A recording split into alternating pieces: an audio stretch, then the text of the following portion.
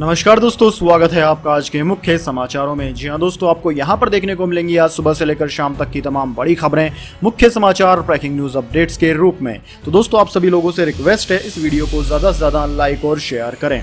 तो दोस्तों, सीधे चलते हैं आज की पहली बड़ी खबर की ओर। प्रधानमंत्री नरेंद्र मोदी के लुम्बिनी दौरे ने भारत नेपाल रिश्तों को दिया पावर डोज। जी हां दोस्तों, भारत और नेपाल के रिश्तों को प्रधानमंत्री नरेंद्र मोदी ने आज ताकत का पावर डोज दिया है। बुद्ध की जयंती के मौके पर एक छोटे मगर अहम दौरे के लिए पीएम मोदी नेपाल के लुम्बिनी पहुंचे। यह किसी भी भारतीय प्रधानमंत्री की पहली लुम्बिनी यात्रा थी। अपने दौरे में पीएम ने जहां चीन की हेकड़ी और भारत की पेट का पैगाम दिया, वहीं महज 1.5 महीने के भीतर दोनों प्रधानमंत्रियों की दूसरी मुलाकात ने बीते कुछ सालों के दौरान रिश्तों में आई सिलवटों को दूर करने का प्रयास किया है। दोस्तों, पीएम मोदी के 6 घंटे से भी कम के दौरे में जहां दोनों देशों के बीच आधा दर्जन से अधिक समझौतों पर हस्ताक्षर हुए, वहीं आगे की साझेदारी के नए पैमाने भी तय किए गए। एक तरफ जहां महात्मा बुद्ध के बहाने साझी विरासत को सींचने का प्रयास किया गया, वहीं नेपाल के साथ आर्थिक भागीदारी बढ़ाकर मजबूत रिश्तों का भी संदेश दिया गया। इतना ही नहीं, आर्थिक संकट से जूझ रहे पड़ोसी के लिए भारत ने बिजली कारोबार में साझेदारी का भी रास्ता बढ़ाया है। इसके बाद दोस्तों, अगली बड़ी खबर। ज्ञानवापी मस्जिद के अंदर मिला शिवलिंग, कोर्ट का आदेश, प्रशासन शिवलिंग वाली जगह को तुरंत सील करके उसे सुरक्षा में ले। जी हां दोस्तों, ज्ञानव्यापी से जुड़ी बड़ी खबर है। परिसर के अंदर सर्वे टीम को शिवलिंग मिला है। यह बात सामने आने के बाद वाराणसी कोर्ट ने डीएम को आदेश दिया है कि जिस जगह शिवलिंग मिला है उसे तत्कालीन सील कर दे, वहां पर किसी भी व्यक्ति का प्रवेश वर्जित किया जाए। कोर्ट ने डीएम, पुलिस कमिश्नर और सीआरपीएफ कमांडेंट को यह आदेश दिया है। दोस्तों, कोर्ट ने इन अधिकारियों को जगह को संरक्षित और सुरक्षित रखने की व्यक्तिगत तौर पर जिम्मेदारी दी है। दरअसल दोस्तों, ज्ञानव्यापी में सर्वे के लिए तीसरे दिन टीम गई थी। बताया जा रहा है कि वहां टीम को शिवलिंग नजर आया। सर्वे टीम में शामिल हिंदू पक्ष के वकील हरिशंकर जैन ने तुरंत वाराणसी कोर्ट में एप्लीकेशन दी। इसमें कोर्ट को बताया गया कि वहां पर शिवलिंग मिला है। यह बहुत ही महत्वपूर्ण साक्ष्य है। सीआरपीएफ कमांडेंट को उस जगह को सील करने का आदेश देने की मांग की गई। सीनियर डिवीजन के जज रवि कुमार दिवाकर ने तुरंत डीएम को उस जगह को सील करने का आदेश दिया है। इसके बाद दोस्तों, अगली बड़ी खबर। श्रीलंका में पेट्रोल संकट, प्रधानमंत्री रनिल विक्रमसिंघे बोले एक दिन का ही है स्टॉक। जी हां दोस्तों, श्रीलंका में आर्थिक संकट खत्म होने का नाम नहीं ले रहा है। देश में पेट्रोल खत्म होने की कगार पर है। प्रधानमंत्री रनिल विक्रमसिंघे ने कहा कि उनके देश में महज एक दिन का ही स्टॉक बचा है। नए प्रधानमंत्री ने राष्ट्र के नाम संबोधन में यह बात कही। उन्होंने कहा कि सरकार तेल के 3 शिपमेंट के भुगतान के लिए डॉलर जुटाने में भी असमर्थ है। भुगतान के लिए कोलंबो बंदरगाह के बाहर जहाज इंतजार कर रहे हैं। श्रीलंका अपने अब तक के सबसे खराब आर्थिक संकट से जूझ रहा है, जहां रिकॉर्ड मुद्रास्फीति और लंबे समय तक बिजली बंद रहने के दौरान 22 मिलियन लोगों को भोजन, ईंधन और दवाओं को सुरक्षित करने के लिए गंभीर कठिनाइयों का सामना करना पड़ रहा है। दोस्तों, आपकी जानकारी के लिए बता दें, महिंद्रा राज्य पक्ष को सरकार द्वारा आर्थिक संकट से निपटने के लिए हफ्तों के विरोध प्रदर्शन के बाद प्रधानमंत्री पद से इस्तीफा देना पड़ा। गुरुवार को ही विक्रमसिंघे ने नए प्रधानमंत्री के रूप में पदभार ग्रहण किया था। इसके बाद दोस्तों, अगली बड़ी खबर। ज्ञानव्यापी में मिले 3 मीटर लंबे शिवलिंग की कहानी, हिंदू पक्ष का दावा, पन्ना पत्थर से बना है, अकबर ने 1585 में स्थापित करवाया था। जी हां दोस्तों, वाराणसी में सर्वे के दौरान ज्ञानव्यापी मस्जिद में शिवलिंग मिलने का दावा किया गया। हिंदू पक्ष के पैरोकार जितेंद्र सिंह बिसेन ने कहा कि ज्ञानव्यापी में इतने साक्ष्य मिले हैं जो अभी उजागर नहीं किए जा सकते। बस अभी इतना बताना चाहता हूं कि करीब 12.5 फीट का शिवलिंग मिला है। मैं अयोध्या की तरह 500 साल का इंतजार नहीं करूंगा। बाबा विश्वनाथ का भव्य मंदिर बनकर रहेगा और जल्द से जल्द बनेगा। उन्होंने संभावना जताई है कि उन्हें मथुरा में भी सफलता मिलेगी। सर्वे में शामिल एक सूत्र ने भास्कर को बताया कि यह वही शिवलिंग है जिसे अकबर के वित्त मंत्री टोडरमल ने 1985 में स्थापित करवाया था। तब उसके साथ बनारस के पंडित नारायण भट्ट भी थे। शिवलिंग का ऊपरी कुछ हिस्सा औरंगजेब की तबाही में क्षतिग्रस्त हो गया था। इसके बाद दोस्तों, अगली बड़ी खबर। कैंसर से पीड़ित व्लादिमीर पुतिन गंभीर रूप से हैं बीमार, लीक ऑडियो टेप में हुआ बड़ा खुलासा। जी हां दोस्तों, रूस के राष्ट्रपति व्लादिमीर पुतिन के स्वास्थ्य को लेकर लंबे समय से कई तरह के दावे होते रहे हैं, लेकिन अभी तक पुतिन के स्वास्थ्य संबंधी दावों में कोई सच्चाई देखने को नहीं मिली है। अब दोस्तों, ब्रिटेन के पूर्व जासूस क्रिस्टोफर स्टील ने पुतिन के बारे में चौंका देने वाला दावा किया है। ब्रिटेन के पूर्व जासूस क्रिस्टोफर स्टील ने रूस के राष्ट्रपति व्लादिमीर पुतिन के गंभीर रूप से बीमार होने का दावा किया है। दोस्तों, आपकी जानकारी के लिए बता दें कि स्टील ने डोनाल्ड ट्रंप पर एक डोजियर लिखा था और 2016 के अमेरिकी चुनाव अभियान में रूसी रूसी हस्तक्षेप का आरोप लगाया था। अब उन्होंने स्काई न्यूज से बात करते हुए कहा कि हम रूस और अन्य जगहों के स्रोतों से जो सुन रहे हैं वह यह है कि पुतिन निश्चित रूप से गंभीर रूप से बीमार है। इसी बीच एक लीक हुआ ऑडियो टेप की चर्चाओं ने भी जोर पकड़ा हुआ है, जिसमें पुतिन के साथ घनिष्ठ संबंध रखने वाले शख्स ने भी कथित तौर पर कहा कि रूसी नेता ब्लड कैंसर से पीड़ित हैं।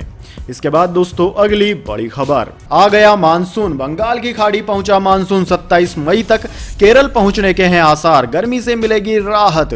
जी हां दोस्तों, देश भर में जारी गर्मी के सितम के बीच मानसून ने बंगाल की खाड़ी में दस्तक दे दी है। अंडमान निकोबार और पश्चिम बंगाल में इसका असर देखने को मिला है। दोस्तों मौसम विभाग ने जल्द ही मानसून के केरल पहुंचने की उम्मीद जताई है।